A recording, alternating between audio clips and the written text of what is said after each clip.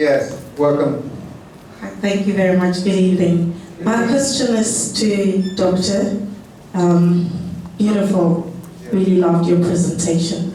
I want to ask, what is the plan in terms of language? Because you spoke about African languages a lot. So where are we going to start from? The reason why I'm asking is that I don't want us to start something and we're not able to continue or to take it to where it's supposed to be. Now, even in Ghana alone, we've got a lot of languages. Which one are we adopting?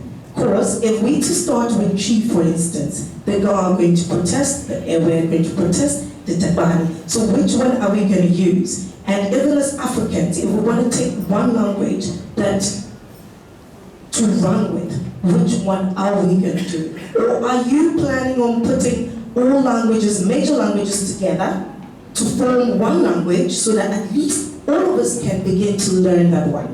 What is the plan? Otherwise then we start, we don't get anywhere, and then the Western world thinks that we're confused. So what's the plan? Thank you.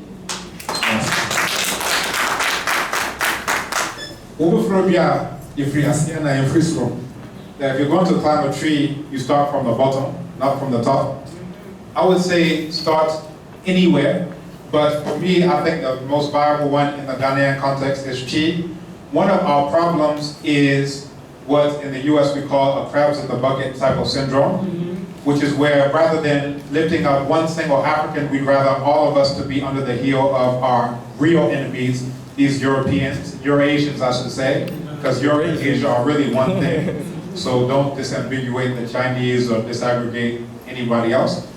So I would say that Chi needs to be the one, and that's the one that I'm moving forward with in my household. That's what we're moving forward with the school and so forth and so on. And because I'm not ethnically Akan, I can say that and people can't say I'm ethnocentric because it's just like, this is the one that I think because of the majority of speakers, so forth and so on. So if we're in the Ghanaian context, it should be Chi. Now, when we move out to the globe, the African context, the continent, this is where we start looking at Kiswahili as well. Ninasema Kiswahili kidogo tu. So I'm also, able to deal with some small Kiswahili. But I think that, it needs to be a multi-pronged approach. It doesn't have to be, this has to be the only one. We can push all of these things forward and then let the chips fall where they may. Also, my father mentioned Medunecha. So there are some who are also advocating for that. I say let's push all of them forward so that our children and our children's children can say, this is the one that we decide on. But as long as we stay and say, it's called paralysis of analysis, where we're like, do we choose left? Do we choose right? Sometimes it's not about left, it's not about right or wrong, it's just left or right. Just go anywhere, do something, get up off your butt and do something that's beneficial for African people. Recently, our president here, Nana Akufo-Addo, His Excellency Nana Akufo-Addo, suggested French should be compulsory.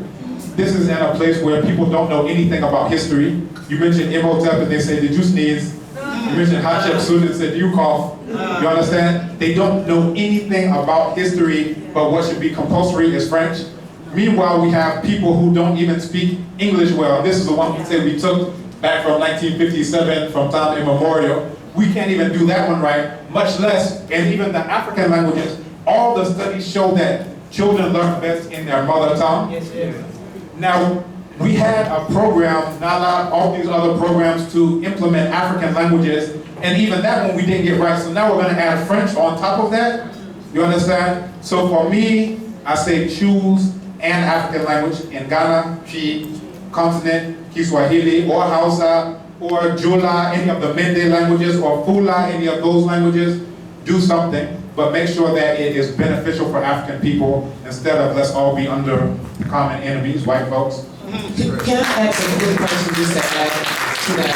I understand that there's actually 3 to 4 main languages as far as African languages, and all the languages come from that. Is that true? I heard that before. Language families. Yeah. So there's a linguist by the name of Theophile Obenga, and he actually groups all of these languages into what he refers to as Negro-Egyptian. where if you look at his text, Origine Commune, it's a much longer title, but it's Origine Commune is written in French. But he has all these African languages inside of it, and he shows the relationships between ancient Meduneja and Chi, and Yoruba, and Wolof, and Kikongo, and Kiswahili, and isiZulu, and so forth and so on. You can find the exact same word, just with variations in these languages. I can give you one off the top of my head. In Chi, the word for three is sa, so miansa is sa. In Yoruba, it's eta. So you see here, it manifests as an S, here it manifests as a T. You go to the Bantu languages, it's like Kiswahili tatu, so it's the ta or sa. So you can trace all of these various languages and come up with what it must have been in the ancient language, and this is what we do in linguistic reconstruction. And I actually have a forthcoming book that's going into that to systematically show these sound changes. So this is another thing where some people are saying, let's look at a created language. And this is Aikwe Alma's point as well. He says, let's look at something that everyone can find themselves in. It can have a base perhaps of something like Meduneja that won't engender these things of, well, my language is God, that's your language. If we're actually African, what I say is all the languages I speak, all of those are my language. But we're not that far along yet here in terms of that type of African consciousness on the continent. So I don't want to take up all the time. I think I've said plenty, so. Well, thank you very much. Great. So with that, I'd like to